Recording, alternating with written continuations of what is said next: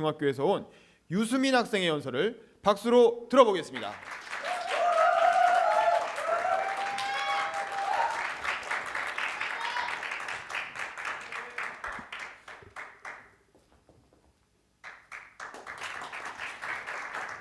안녕하세요. 저는 조치원 여자중학교에 재학 중인 유수민이라고 합니다.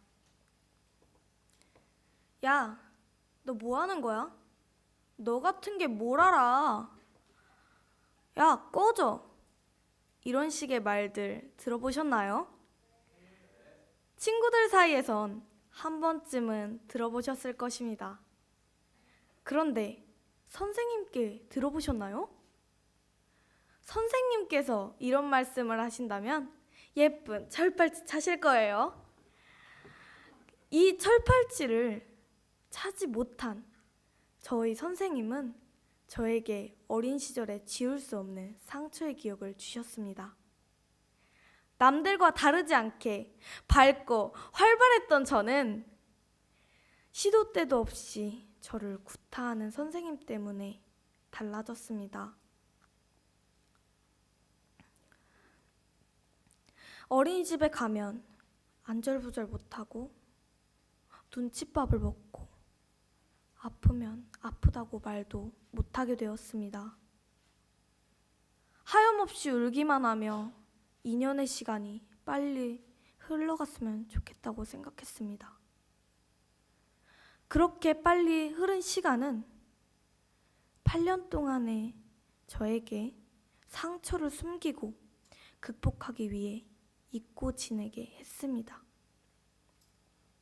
그렇게 중학교에 올라간 저는 뉴스에서 아이의 머리를 세게 치고 발로 차는 유치원 선생님을 보게 되었습니다.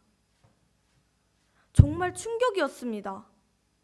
저에게 했던 선생님의 행동과 너무 똑같았습니다. 그리고 깨달았습니다. 제가 지금까지 숨겨야 할 일이 아니었다는 것을요. 선생님의 행동은 잘못됐고 저는 학대당했다는 것을요. 뉴스 영상에 나오는 아이는 선생님의 학대를 받아들이고 있었습니다. 이 아이는 저와 같이 선생님께서 하는 행동이 마치 자신의 잘못이라고 생각했기 때문입니다. 저는 뉴스 영상을 보며 분노가 치밀었습니다. 아이를 학대하는 선생님 때문이 아니라 하지 마세요! 라는 말 한마디를 못하는 아이 때문이었습니다. 그 아이가 말 한마디를 못해서 평생 가져야 할 상처가 너무 클까봐 걱정되었습니다. 아이들이 항상 믿고 따르는 부모님이 유치원에선 선생님이기 때문에 아이들은 선생님을 항상 믿고 따릅니다. 그럼에도 불구하고 몇몇 사람들은 그럽니다. 한 명도 힘든데 어떻게 여러 명을 가르칩니까? 아이들도 다 관심 가져줄 순 없습니다. 근데 이런 유치원 선생님들의 한계들을 이야기합니다. 그런데 만약 당신의 아이라면 그렇게 말하실 건가요? 대부분의 아이들은 부모님 때문에, 부모님이 맞벌이라는 이유로 어쩔 수 없이 유치원을 보내게 됩니다. 그런 아이들에게 선생님들은 너무 크나큰 상처를 주고 있습니다. 여러분은 평생의 상처가 되시겠습니까? 아니면 평생의 희망이 되시겠습니까? 평생의 희망이 되기 위해 선생님이라는 직업을 선택했음에도 불구하고 왜 이런 일들이 많이 생기는 걸까요? 그것은 아마도 선생님이 아이들을 이해하려는 자세가 부족한 게 아닐까 싶습니다. 선생님은 6시간, 그 이상의 시간 동안 아이들과 함께 지냅니다. 그래서 아무리 아이들을 좋아해도 많은 아이들을 돌봐야 하는 선생님은 스트레스를 받을 수밖에 없는 것입니다. 하지만 선생님의 임무는 막중한 것입니다. 아이들에게 행복의 길잡이가 되어줘야 하는 역할의 책임이 있기 때문입니다.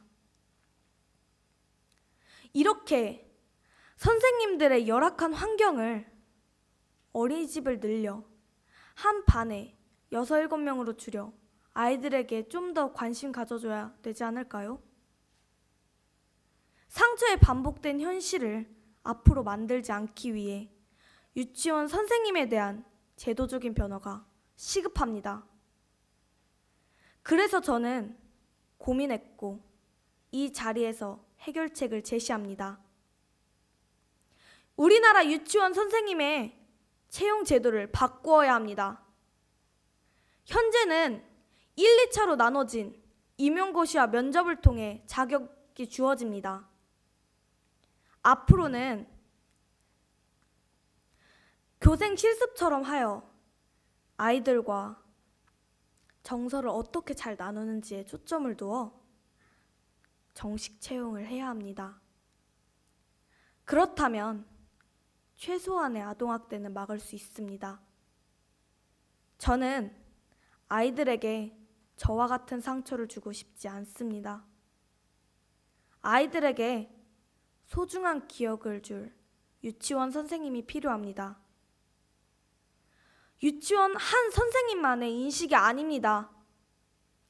사회가 만들어야 할 제도와 우리가 가져야 할 사회 변화 인식으로 바뀐다면 앞으로 아이들, 선생님의 미래가 바뀔 것입니다.